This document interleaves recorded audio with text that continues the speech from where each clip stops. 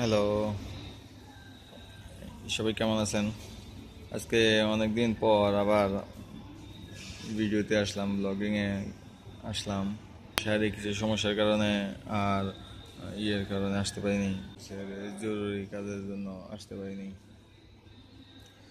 ব্যস্ত ছিলাম আর কি, বিভিন্ন সাইডে কাজ চলতেছে, ইয়েতে কাজ চলতেছে, এই জন্য টায়ার্ড ছিলাম আর কি। সারাদিন কাজ করার পর টায়ার্ড ছিলাম, আসতে পারিনি, সময় পাইনি। তো এই জন্য আমি অনেক অনেক অনেক অনেক দুঃখিত।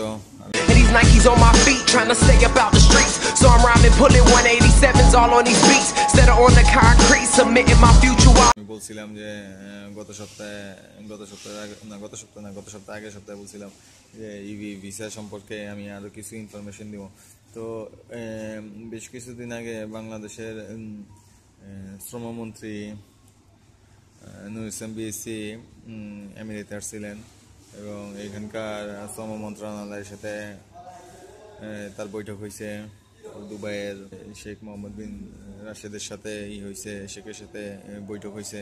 তো ওইখানে কিছু বাংলাদেশের পক্ষে এবং বাংলাদেশের বিপক্ষে কিছু ফলাফল, মিটিংয়ের একটা ফলাফল হয়েছে। যে ফলাফলটা হয়েছে ওইখানে একটা ডিসিশন হয়েছে, আমিরাতে এখনো পর্যন্ত বাংলাদেশি অবৈধ আছে প্রায় 1,10,000 1,10,000 অবৈধ লোক আছে। তো আমিরাত গভর্নমেন্ট বলছে যে প্রথমে যে এই যে অবৈধ লোকগুলা এগুলারে বৈধ করার জন্য, তো বৈধ কিভাবে করবে তারা, বৈধ করার জন্য তারা অপশন দিছে যে যারা এরকম কেস চলতেছে অবৈধ লোকগুলা, তারা তাদের যে কোম্পানিতে ভিসা ছিল সেই কোম্পানির থেকে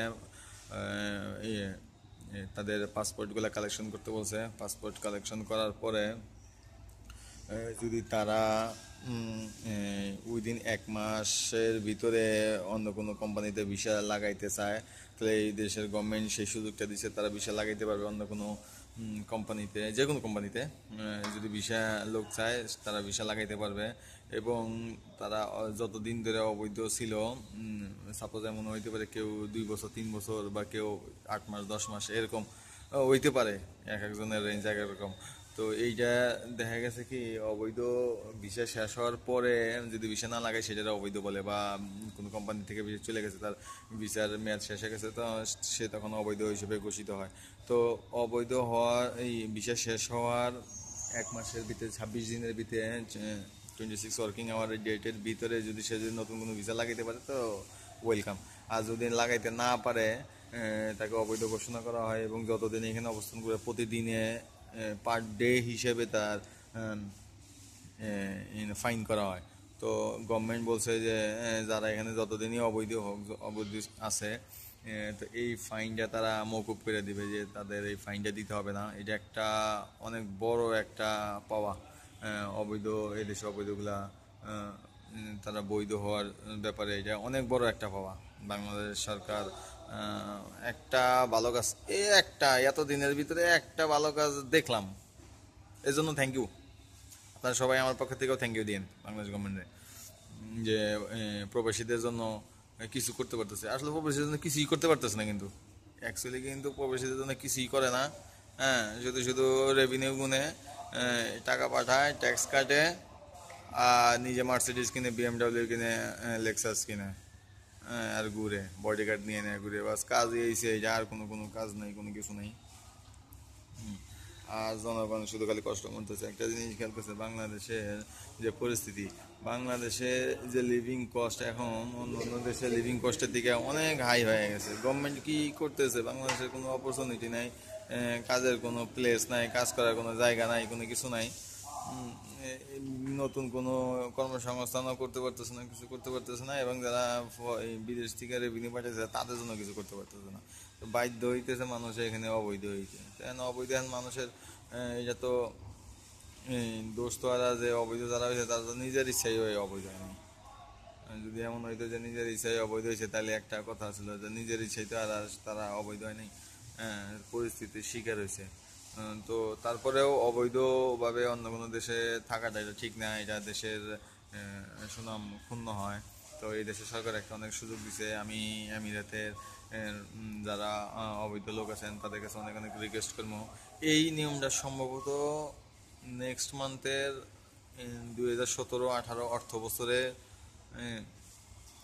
এইটা ফার্স্ট এইটা অ্যাপ্রুভ হয়ে যাব, পেপার ওয়ার্ক হয়ে যাব। এটা আনঅফিসিয়ালি ডিক্লেয়ার হয়েছে, কিন্তু অফিসিয়ালি কোনো ডিক্লেয়ার হয় না। আর আরেকটা জিনিস ইনফরমেশন আপনাদেরকে বলি যে এমিরেতের ভিতরে যে ভিসা বন্ধ অ্যাকচুয়ালি এইটা ভিসা অরিজিনালি বন্ধ, কিন্তু এটা আনঅফিসিয়ালি, অফিসিয়াল কোনো ডকুমেন্ট নাই, অফিসিয়াল বা কোনো নাই, আনঅফিসিয়ালি এটা বন্ধ। তো আর একটা জিনিস করছে, সেটা হচ্ছে ইন্টারনাল ভিসা ট্রান্সফার, যেটা আমরা ট্রান্সফার করি। তো নতুন কোনো লোক যদি, মানে যাদের বৈধ লোক যদি চায় যে অন্য কোনো কোম্পানিতে ভিসা লাগাইতে চান, তো এই সুযোগটা ওই দেশের সরকার দিচ্ছে যে তারা ইন্টারনাল চেঞ্জ করতে পারবে, ইন্টারনাল এক কোম্পানি থেকে আরেক কোম্পানিতে ভিসা লাগাইতে পারবে।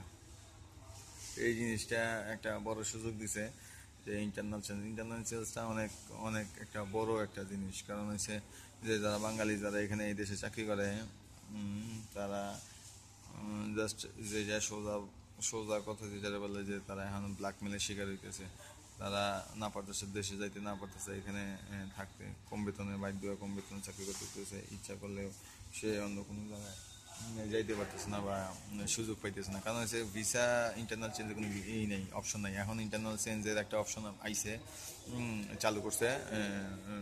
চালু করছে বলতে কি, সরি, চালু করে নাই, চালু হবে, আমরা আশা করি। এবং এই চালুটা হইলে বাংলাদেশের যারা আছে, আজকে গত 6 বছর ধরে যারা এখানে এই আছে, তাদের জন্য যে কত বড় পাওয়া, বা আমাদের জন্য যে কত বড় পাওয়া, এই যে আমি ভাষায় প্রকাশ করতে পারবো না। আমরা অনেক খুশি, অনেক খুশি, অনেক খুশি। যদি ইন্টারনাল চেঞ্জ এবং অবৈধ লোকগুলোর বৈধ করার কোনো এক অপশন দেয়, আমরা অনেক খুশি। আমি 100% বলতে পারি যে বর্তমানে যতটুকু রেভিনিউ যাইতেছে বৈধ পথে, তার থেকে 2 গুণ, 2x অথবা 3x রেভিনিউ এই দেশ থেকে যাবে যদি এই অপরচুনিটিটা যদি চালু করে। তো আজকে আর বেশিক্ষণ ভিডিও করবো না, কারণ আমি আজকে প্রচণ্ড গরম পড়ছে, আমি বাসা থেকে বাইরে হয়েছি অনেকক্ষণ হয়েছে। তো এই জিনিসটা হঠাৎ করে মাথায় আসলো যে না, আমি তো কথা দিয়েছিলাম যে এই সম্পর্কে একটা ইনফরমেশন দিব, তো ইনফরমেশন দিতে পারিনি। তো আমি একটা শপিং মলের ভিতরে আসছি আর কি।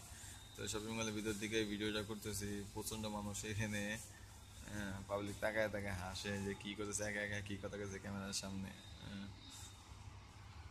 এইটা ঠিক, কারণ হচ্ছে যে যেই জায়গায় মজুদ আছে, যে যে জায়গায় করতেছে সেই জায়গায় জিনিসটা বুঝতেছে, বাকিগুলা মানুষগুলো তো স্যার এই জিনিসটা বুঝতেছে, তেমন বুঝতেছে না। তো সবাই ভালো থাকেন, সুস্থ থাকেন। আমার ভিডিওটা যদি ভালো লাগে অবশ্যই অবশ্যই লাইক করবেন, শেয়ার করবেন, কমেন্ট করবেন, অবশ্যই অবশ্যই সাবস্ক্রাইব করবেন। ভালো থাকেন, সুস্থ থাকেন, দেশকে ভালোবাসেন। Pitch out.